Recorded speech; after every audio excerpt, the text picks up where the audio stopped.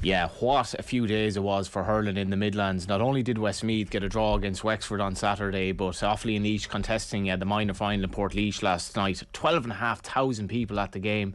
Laois hadn't won the All-Ireland in minor since 64. Offaly looking for their first in 22 years. Something had to give, and Michael Duignan has been joined by myself and Mick here, obviously. Mick has come in to talk about a historic night in Laois. Michael Duignan, the former Offaly great, and obviously now the chairperson in Offaly. Did you come down from last night yet, Michael?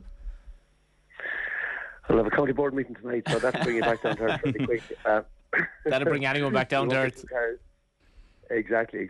No, yeah, look, we've been enjoying it today. I was busy at work and trying to get ready for tonight as well, but I was local today around Tullamore, so there was huge buzz around the place, and talking to a few, obviously, the lads in different clubs around the county today. I believe the national schools were on fire, particularly, which is what you want to see. And you mentioned the crowd there. I think it was a GAA, 12,500. It was probably more than 6. I think it was hard to quantify the kids. So I'd say to me it felt more like maybe 16 or 17,000, because 22,000 is the capacity over in Portlaoise. So probably one of the biggest crowds ever at a minor match, I would say, ever. Which was, as you said, testament to Laois as well as Offaly. It was a very novel pairing, but massive crowd. But one of the things that we were very anxious to do in the build-up to the match was to encourage all our clubs and our schools and everybody else to bring as many kids as possible. So I think we had over 20 buses of kids separate from parents bringing their own kids and all that type of thing as well. So I think that added hugely to the occasion. I think as well, Michael, it's not even as much what it means to the players, but as you mentioned, the kids who were at that game last night, that's something that'll be etched in their memory forever, and you'd imagine it's something that will colour the path that they may take in their own sporting careers, because as we know, there are lots of alternatives for them to go down. Yeah, well, look, that's something I've always, I suppose, just been in my own life. I can remember so many places. I was very lucky as young that to be brought to matches everywhere, neighbours and family and friends, to Munster finals and to Crow Park and Thurles. And it's something I've always done over the years with my own lads and my neighbours, the neighbours here, and lads that are now involved with Offaly teams at different levels.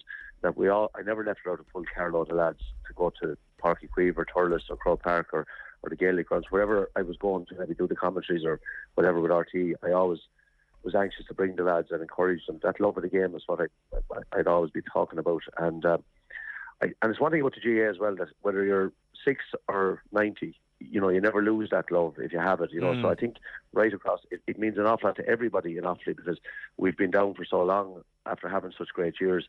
The emotion last year after the 20 All-Ireland football, and you saw that again last night.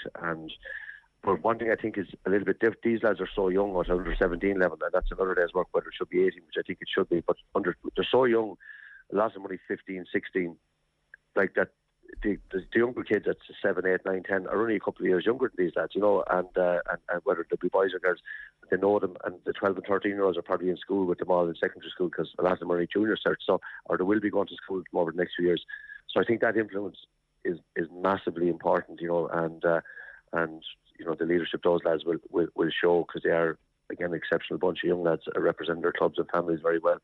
So you can't underestimate that, and as I say, that's what inspires, and that's what we were probably missing. It's great for those young kids now to have these young hurlers and footballers to look up to that have done us so proud. Yeah, and Mick as well, you see the name Martin and Rigney in the team, and Michael talks about, like, whether you're 90 or you're 17-year-old or whatever, like, you like to see that kind of connection to the past, and some great Offaly names there as well. 5 players from Clonmel, Cloghy in the team, and just an amazing night for them. Yeah, it's so great to see. And yeah, Michael, there is that always link to the past in Offaly, with obviously Hubert and Kevin's sons playing. Johnny's a selector on the team, but I also see that there seems to be a wider spread among this team, and I suppose Offaly teams, underage teams in general. I saw Tubber GAA saying I think it might have been their first Leinster hurling medal. They've obviously more of a football club. That's something that is you're seeing a lot more of that in your time since you've come in as Offaly chairman. Look, I think it varies. I think we'll always need our stronger clubs, like Kilcormac Cloghy, as you mentioned, they had 5 starters, and another one of their guys, Daniel Hand, was out sick with glandular fever. He would have been starting as well, and they had, I think, 9 on the panel in total. And I suppose as a small county, we would need our or bigger clubs to be producing numbers like that. But the spread is incredible on that team, and we also saw the 20 football team last year, picking up one here and one there, which makes all the difference, and that was always the way with Offaly, Michael, going back, where I suppose Rhinus was my home club, and we would have had, and Bor, maybe Clarine, but then Lusmith would have had the tries, and we'd always be picking up a player here and there, which was massive. But there is more of a spread of hurling into maybe the north of the county, where I actually live myself. The captain Dan Ravenhill is a neighbour of mine here, and Donald Shirley I mentioned there from Tubber. That would have been traditionally unusual, but that spread is beginning to happen more and more, so which is great. And no more than Shane Rigney I mentioned there earlier. He's actually not a son of Hubie's. He's a son of Sean's. He's related to Hubie, all right. But he was on the minor football team. No problem. No, that happens. But you saw Niall Furlong there, who's Martin's grandson. That Martin Furlong, he was on both teams as well. At that Donald Shirley mentioned from Tubber, he was on both minor teams. Three of them outstanding footballers as well. So that's, I suppose that's kind of part of what Offaly has always been. As I said, we've always picked up a player from here and there, which is hugely important. But yeah, it is something that I think it's maybe more down to our, the coaching is spreading, and we are working really hard. We have taken on five more GPOs in the last couple of months, so we have 9-10 coaches on the ground now. We only had a couple maybe a year ago, so all of those things are I suppose all part of spreading the gospel, and it is great to see those lads, because it just shows you you don't have to come from a massive background of either hurling or football to be able to become a very good player. And so as I say, look, KK, that Kilcormac team from a very young age have been unbelievable. They've from under 14 up, they've been brilliant, and they've backboned the team. But as you say, all those other players, and we as a small county always needed everybody, and it's great to see all those clubs now producing players. Michael, we don't often cover a provincial minor final on the show or the result of it, but I think the scenes last night, both in the dressing room, there's a video going around that you're in yourself of the celebrations but also on the pitch afterwards, it shows the desire in Offaly, in the county, for that success of the past to come back. And it must, for yourself, having come in there, it must give you enormous satisfaction to kind of see those days again. Obviously, you'd love to see them in senior, and we'll talk about that in a few minutes. But even for these guys and for the footballers last year in under-20s, to see those kind of scenes in Offaly GAA again. I remember, I spent a day with you a few years ago, and before you were involved, and we were talking about whether these days would come back again, and whether they would or they wouldn't. They seemed far away at the time, and now we've had 2 in 2 years. Yeah. Look, did that wasn't probably even in my mind when I went for the chairman's job. I probably never would have saw myself going down that route. I was always more maybe into coaching and being involved with the kids. But things take on a different direction. I ended up becoming chairman of our minor club here where I live. I was in the chair for 7 years. I suppose we took on maybe a similar project here with a very small club, and built it up. And traditionally there'd be a great love of hurling in this area. Durlow is a very small place where I live, and you were down here yourself, and Ballymere Durrow is the underage club. It's a real GAA situation, this, what you see all over the country, where the minor club is amalgamated Ballymere Durrow, but at adult level they're 2 separate clubs. And we hurl under Ballymere at adult level, and Durrow at football level, and both of those clubs are now senior. But we 10 years ago wouldn't have even had an under-14 team maybe in the club here. A few players would have went into Tullamore, which is the parish team, or is in the parish. It's the big town in the parish. But we a gang of us, I suppose, no more than, this is not about me, this is about a huge group of people working really hard with, I suppose, the one goal in mind. The same thing happened out here, and a gang of us got in behind it, and we ended up growing the club hugely. We ended up winning 2 minor hurling titles and an under-20, and the club is up senior now, and the club is senior football now as well. And we've 5 lads on the Offaly senior hurling team, or 4 actually started last week, and one of the lads is injured. We had 4 starters on the under-20 team. We had the captain of the minor team, in an area that would never have had a county hurler in the past, so that maybe reference back to your previous point. It can be done, and it does. Look, the one thing that we have a strategic plan, and we've loads of things going on with our coaching, with our games program, with everything else. But the one thing I suppose I was really anxious to do, was to put the pride back in the jersey. And for our young people and everyone, our older players, have to understand what an Offaly jersey means and what it meant was, and it's not about the past, it's about the future. But I think you have to have an understanding of the past and, what it meant. And that's been, I suppose, everything else has happened. Look, with an outstanding management team with Leo O'Connor leading it. You mentioned Johnny P there, and he came in and he stepped up to the mark and brought something, brought that link, I think, back into that dressing room. And we had it last year with Declan Kelly and his management team, the under-20s, people that really care deeply about Offaly. And Leo O'Connor's a Limerick man, but he's an adopted Offaly man now.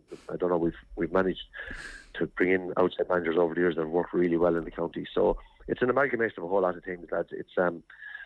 But it does, look, to answer your question, look, I love Offaly GAA, I love the county, and it's just for the players themselves to see what it means to, and their parents and the clubs, and it gives everyone such a lift. And the work that's going on, then it gives us all then a boost to say we are going the right direction, because there's people doing it's just unimaginable the work that's going on. We have no full-time staff in Offaly GAA. I say we're the only county in the country, and that it's all voluntary, and it's huge. It's a huge organisation to run. There's so many aspects to it, so many teams, so much training, so many resources required, and it's just brilliant. And I suppose it's been recognised by people like Glennis coming in as our main sponsor, Shane Lowry coming in and getting involved and giving us that sort of financial stability that you need to actually run this organisation properly, and all our other sponsors. So it's the whole county maybe uniting and coming together. I said that last year after the under-20. That's the sense I got, that the county was uniting behind what we're doing, and you could see it there again last night with the massive crowd from Offaly. And look, it's early days. There's a long, long way to go. These lads, these are only kids. Our under-20s are, loads of them are underage again this year. There's still John Furlong and Conor McGeegan and Keith O'Neill, three of the best of that team, are still underage next year. So we're going to have to be patient. It's going to take time, but we're certainly going in the right direction. Was the pride in the Offaly jersey gone? Well, I would have felt, we weren't in a great place, and I said that last night after the match. Particularly in hurling, we were relegated to Christie Ring.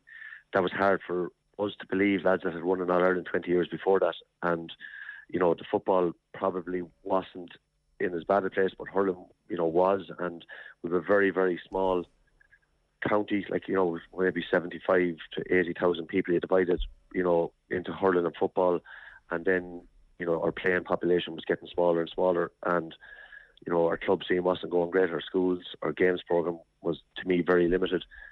We didn't have the coaches on the ground, so there was a lot of things that needed to be fixed, and I would have felt we had to get involved. So, the pride in the jersey, maybe the young people didn't understand, maybe they were just accepting that we were where we were, and we couldn't go forward from there. And I always said from day one, I might be mad, but I wouldn't be doing the job unless I thought we could win All Irelands again. Because if you don't have that ambition and belief, and certainly if I don't have it as a chairperson, it's very hard to ask anyone else to have it.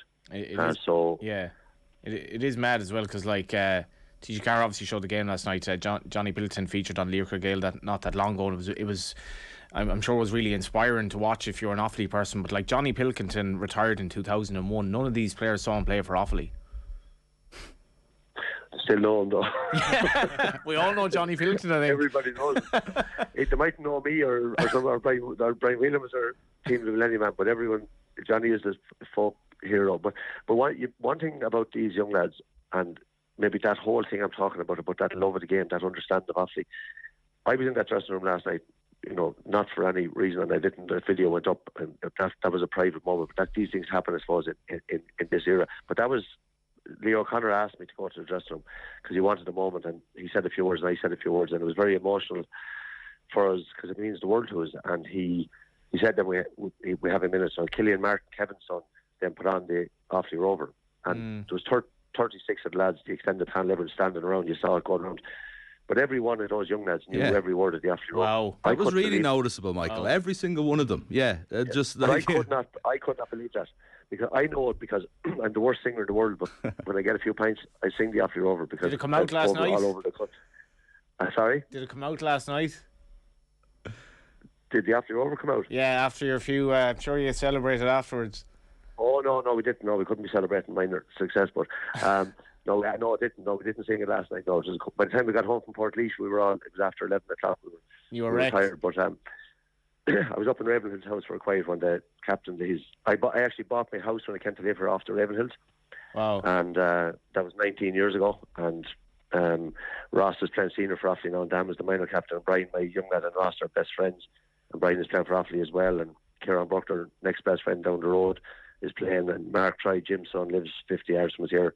He's on the under-20 team. And we have a couple of other different Burks up the road that were on the under-20 team. And a couple of other lads, Pat Thierry's son Ronan was on the under-20 team that played for Offaly in 85. So we're all here on top of each other now. And it's great to see. So we went up to Ravenhill for a cup of tea. But to go back to the Offaly Rover, I couldn't believe that, lads, that those lads could.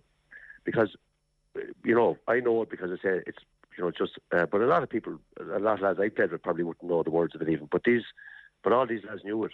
And that made me very proud, and that gave me great hope. I said, these are serious, and I knew they're serious operators, but I don't know if you know the point I'm making. Like that yeah. And they've bought into this at every level, and you can see that in their side, in their S&C with Coleman as their S&C, GDA in the county here now. He's involved with all our underage teams, and he's doing serious work. But that was very, very striking for me, and something that I really will take away from last night. On that as well, it's good that you mentioned the S&C, because I'm going back to a tweet here about Dan Ravenhill that goes back to 2018 when you were saying I predicted one day be a senior, and now you fast forward to last night, you have a tweet beside him, and for a young lad, this lad is in good shape, and he's well on the way to realising your ambition as well. Yeah, I saw him since he was a child. I've never seen him out of hurling his hand, and that's what I always would have said in the club here, lads. If you want to make it, that's what it takes. But and look, I don't want to be heaping pressure on young fellas. They're only very, very young, and I don't really picking out one lad. It's just he happens to be my neighbour. There's brilliant hurlers throughout the team, and Adam Screeney is obviously the opposite end of the scale in terms of size. He's the smallest man in the team, but the skill level is unbelievable, and he has been outstanding all throughout, and there's many other players. So, but look, you can see what Dan and what all those guys put into it, but that's Dan would have spent either all his time as a young fella hurling or watching videos of old All-Ireland finals back to even the 70s and 80s, and he'd know every player in the country that ever played hurling and everything about them, and that's just, to me, fairly normal, because I would have been the same growing up. I would have been obsessed with the game and obsessed with a lot of sports, but that's the level of interest. If you have that then, and you're willing to put in that sort of effort and time, and most of the time you meet Dan and Rory cycling either up or down the pitch, a couple of hundred yards down the road. He's either cycling to the pitch with a bag of balls or cycling home from the pitch with a bag of balls, and all them lads are the same in that team. So look, it's just great to see, hugely positive, and great, and then great for them lads to start believing in themselves, because that was the other thing. You might ask me about the pride in yourself, but that belief, it's very hard when you're getting beaten and hammered and looking at your senior teams, being relegated and all that. It's very hard for the young lads then to buy into something, and it's hard to make them believe that they are going to be good enough. But these lads do. So yeah, you grew up in the era as well where Clare had a lot of heroes. Like it just makes you massively into it. Like. Oh, stop! I was only thinking of that the other day, actually, Michael. That that there's almost a sense of in some places now, like in Clare, say for example, it feels like, and Waterford, I was thinking as well, actually specifically, is like it'll never disappear again almost, because those teams had such an impact, and I feel like that that's why an Offaly resurrection is still possible, because people will look back, even if they don't remember it, their parents will remember it, and the community will remember it, and that tradition is always going to be there in Offaly, without putting too much pressure on these guys, because this is a team of 16, 17 year olds, let's not forget. So they obviously have their All-Ireland series to go, and we'll see what happens there, but this is just one of the good things that are happening in Offaly hurling and Offaly GAA in general. The promotion to Division 1, the Joe McDonagh is going well. They've got a game, it's in their hands next week to get into the final and possibly get promoted back up to the Liam McCarthy. We know from the league this year that maybe it's still a little bit off, but it's going to take time. How close do you think Offaly are to it all coming to fruition, and to kind of get back up to competitiveness, I suppose, without even talking about winning anything at this stage, with that top team. Like we need a few more of these teams kind of coming through together, don't we? As opposed to just kind of focusing on one.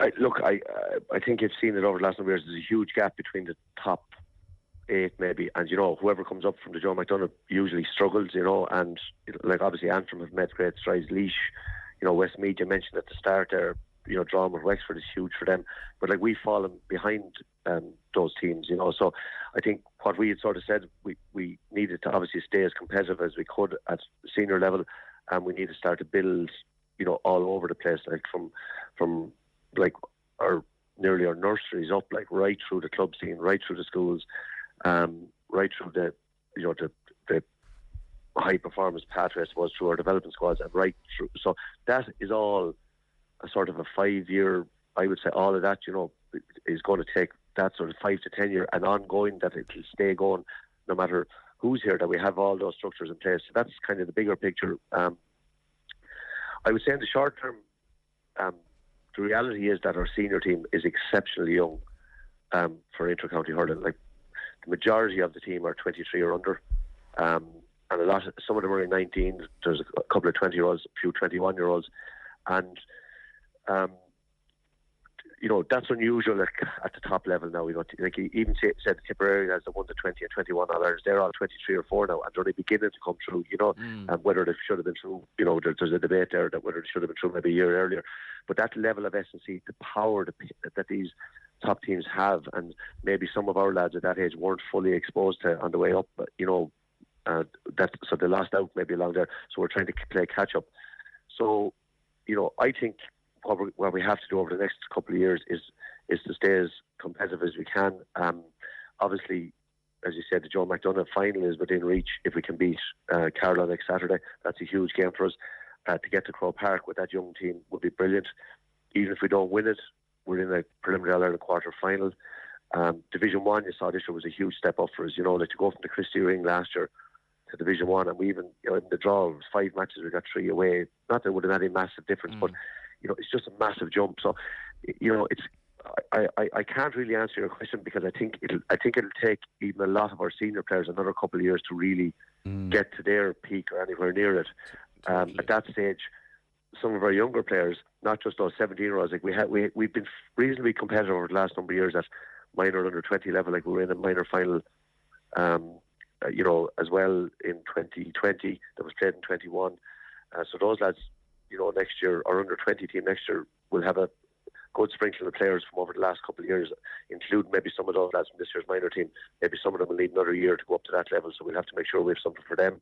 So like we'll be building around there for the next couple of years, and I suppose trying to be really competitive at under 20 level. And then, those lads at senior level, they're hugely committed. They're a great bunch of lads as well, and they're realistic. You hear Michael Fenley, Michael Fenley knows, Johnny Kelly knows that they're involved in, and I know that it's going to take time. But at the same time, we can't be saying that we don't have any ambition with that team either. The Westmeath, just to finish on, like as I started the last few days, the Midlands, Westmeath had a Galway man sent off. They're managed by a Wexford man, and the lad who basically gets to go over them has been in the panel, I think, for 17, 18 years. What a story.